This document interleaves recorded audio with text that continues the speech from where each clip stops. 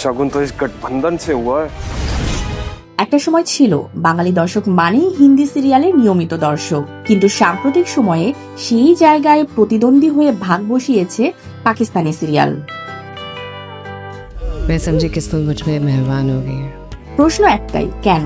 হিন্দি সিরিয়ালের বড় সমস্যা হলো একটা গল্প চলতে চলতে পৌঁছে যায় 500 কিংবা 1000 এপিসোডে। একই দ্বন্দ্ব, একই কান্না, একই প্লট, একই ব্যাকগ্রাউন্ড মিউজিক বারবার।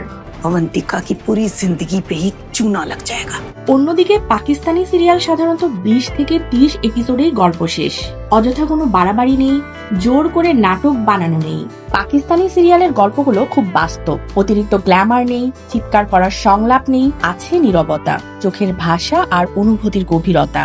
দাম্পত্য সমস্যা, পারিবারিক চাপ, নারীর মানসিক দ্বন্দ্ব কিংবা পুরুষের নৈতিক লড়াই, ये मैं नहीं लगने दूंगी। সবকিছু দেখানো হয় অনেক নিপুণ ভাবে।